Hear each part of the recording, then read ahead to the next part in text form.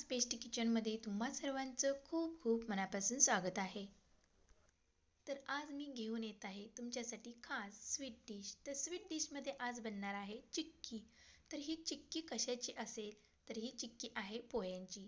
तर तुम्ही कधी पोह्यांची चिक्की खाल्ली आहे का? जर खाल्ली नसेल तर हा माझा व्हिडिओ नक्की लास्टपर्यंत बघा. तर पोहेची चिक्की बनवताना खूप काही वेळ लागत नाही. कमी साहित्यामध्ये झटपट पोहेची चिक्की बनते. खूप छान टेस्टी क्रंची पोहेची चिक्की बनणार आहे. चला तर मग आता आपण रेसिपीला सुरुवात करूया. तर पोह्याची चिक्की बनवण्यासाठी काय साहित्य लागतं ते पाहूया. तर इथे मी हे सर्व साहित्य घेतलेलं आहे. तर मेन इन्ग्रेडियंट आहे आपला पोहे. तर इथे मी 1 वाटी भरून पोहे घेतलेले आहेत. जे आपण रेग्युलर पोहे खातो, कांदे पोहे, तेच इथे मी पोहे घेतलेले आहेत. तर आपल्याला असे हे पोहे घ्यायचे आहेत.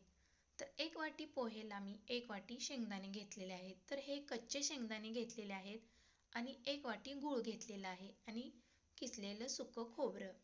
तर इथे कमी जास्त प्रमाण तुम्ही करू शकता, पण पोहे आणि शेंगदाणे बरोबर घ्यायचे आहेत. गूळ इथे कमी जास्त वापरू शकता. तर आता हे शेंगदाणे आपण पॅनमध्ये भाजून घेऊया. तर शेंगदाणे आपल्याला क्रंची होईपर्यंत भाजायचे आहेत. जास्त पण करपवू द्यायचे नाहीत शेंगदाणे. क्रंचपणा आलेला पाहिजे शेंगदाण्याला.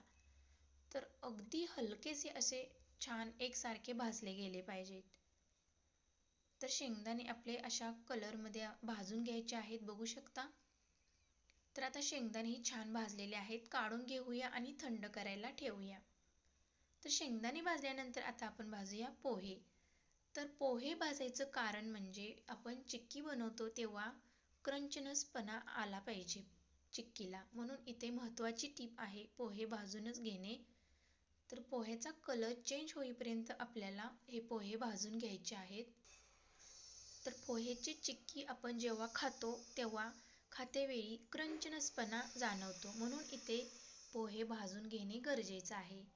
तर हलकेसे आपल्याला मीडियम गॅसवरती हे पोहे भाजायचे आहेत. जसे जसे पोहे भाजतील तसे हे पोहे वाकडे होतात, म्हणजे सरळ असे राहत नाहीत. म्हणजे ते भाजले जात आहेत असे समजावे. तर बघू शकता पोहे असे भाजलेले आहेत. तर आता आपण चेक करूया. तर थोडेसे हातात घेऊन असे क्रश करून घेऊया. तर इथे पोहे आपले भाजलेले आहेत. तर काढून घेऊया आणि थंड करायला ठेवून देऊया. तर आता पॅनमध्ये आपण भाजूया सुकं खोबरं. तर इथे मी थोडंसं सुकं खोबरं किसून घेतलेलं आहे. शेंगदाणे आणि पोहेपेक्षा थोडंसं कमी. इथे तुम्ही जास्तही खोबरं वापरू शकता. पण इथे आपल्याला पोह्याची चिक्की बनवायची आहे म्हटल्यानंतर पोह्याचा वापर इथे जास्त करायचा आहे. तर सुक्या खोबऱ्याचा कलर चेंज होईपर्यंत आपल्याला हे भाजून घ्यायचं आहे. तर झटपट हे खोबरंही भाजलं जातं. तर आता हे कलर पण चेंज झालेला आहे, बघू शकता.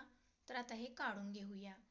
तर आता इथे मी शेंगदाण्याच्या पण साली काढून घेतलेल्या आहेत. तर शेंगदाणे भाजून झाल्यानंतर याच्या साली काढून घ्यायच्या आहेत.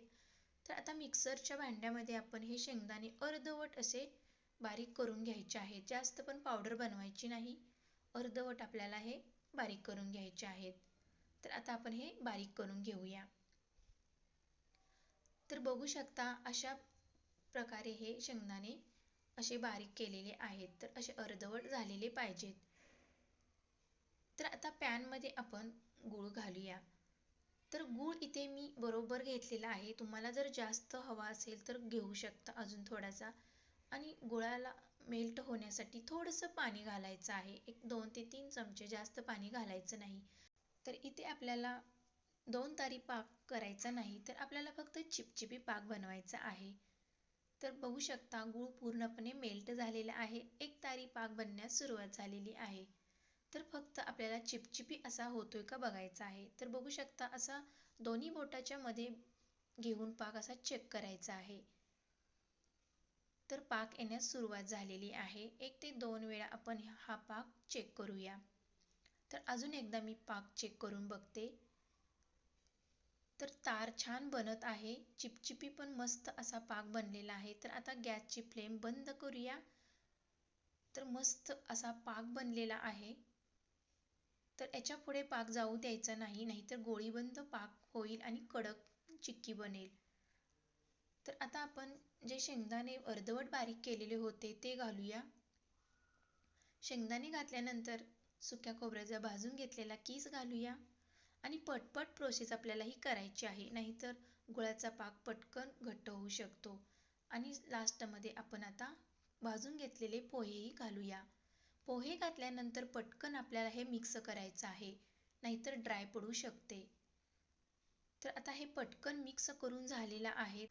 तर आता आपण तूप जोडूया. तर इथे मी 1 चमचा तूप घालत आहे. तुम्हाला जर अजून हवं असेल तर तुम्ही इथे वापरू शकता. तर साजूक तूप इथे घातलेलं आहे. तुपामुळे चिक्कीला चकाकी येते आणि टेस्ट पण फार छान लागते. तर पटकन आपल्याला हे सेट करून घ्यायचं आहे. तर इथे मी पहिल्यांदाच ताटाला तूप लावून घेतलेलं होतं. तर त्या ताटावरती आपण हे चिक्कीचं बॅटर घालूया. तर पटकन आपल्याला इथे प्रोसेस ही करायची आहे. महत्त्वाची टीप लक्षात घ्या की फास्टमध्ये आपल्याला ही प्रोसेस करून घ्यायची आहे. तर हे स्प्रेड आपण पटकन करून घेऊया. थंड झालं की हे घट्ट होईल आणि चिक्कीचं आपल्याला हे बॅटर पसरवता येणार नाही आणि चिक्क्या कट करता येणार नाहीत. तर आता एका वाटीला मी इथे तूप लावून घेतलेलं आहे. तर वाटीच्या साहाय्याने आपण हे बॅटर पसरवून घेऊया आणि एकसारखं करून घेऊया. तर गरम असतानाच ही पटकन प्रोसेस आपल्याला करायची आहे. तर इथे परफेक्ट प्रमाण मी घेतलेलं आहे, त्यामुळे परफेक्ट प्रमाणामध्ये इथे बॅटर ही छान बनलेलं आहे चिक्कीचं. तर अशा प्रकारे जर तुम्ही परफेक्ट प्रमाण घेऊन केलं तर पोह्याची चिक्की बिघडणार नाही. तर एकसारखं स्प्रेड असं करून घेऊया.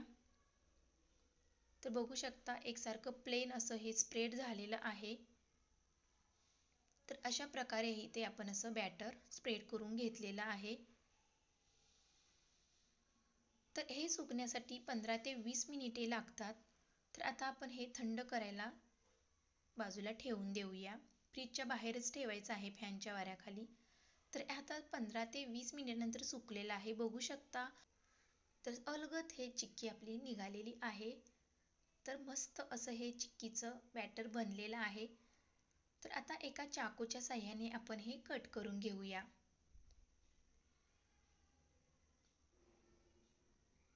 तर मस्त अशी ही चिक्की कट करता येत आहे, बघू शकता.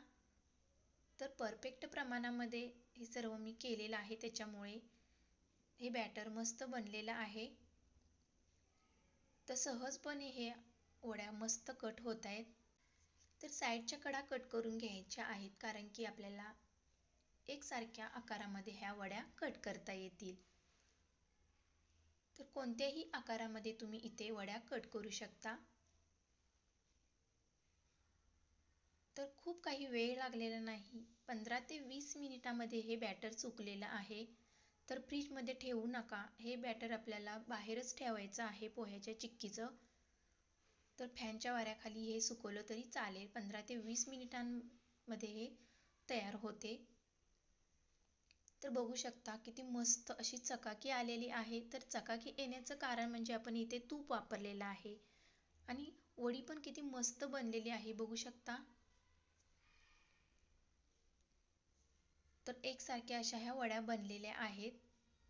तर ही झटपट बनणारी रेसिपी आहे. मधल्या वेळात जर मुलांना काही खाऊचं वाटलं तर तुम्ही ही रेसिपी नक्की ट्राय करा. तर एक तुम्हाला मी तोडून दाखवते. तर किती मस्त अशी चिक्की बनलेली आहे, कुठेही वातड झालेली नाही किंवा एकदम अशी कडक पण बनलेली नाही. मस्त अशी सॉफ्ट झालेली आहे आणि खातेवेळी आपल्याला क्रंचपणा जाणवतो, तो म्हणजे पोह्यामुळे. तर पोह्यामुळे क्रंचनेस येतो या चिक्कीमध्ये. तर पोहे नक्की वापरा तुम्ही, कारण की ही पोह्याची चिक्की आहे म्हटल्यानंतर पोह्याचा वापर जास्त करा. छोट्या मुलांना किंवा मोठ्यांना जर काही खाऊसं वाटलं गोड पदार्थ, तर झटपट बनणारा पदार्थ हा आहे तर पोह्याची चिक्की. तर तुम्ही मधल्या वेळेत कधीही बनवून देऊ शकता. आणि गूळ आणि पोहे आणि शेंगदाणे हे तर पौष्टिक आहेत. तर ही लहान मुलासाठी हेल्दी रेसिपी आहे, तुम्ही घरी नक्की ट्राय करा. तर ही तुम्हाला रेसिपी कशी वाटली? जर माझी रेसिपी आवडली असेल तर माझ्या चॅनेलला लाईक करा, शेअर करा आणि सबस्क्राईब करा. तर भेटूया अशाच नवनवीन रेसिपीमध्ये. तोपर्यंत मस्त खा आणि स्वस्त राहा. Bye bye.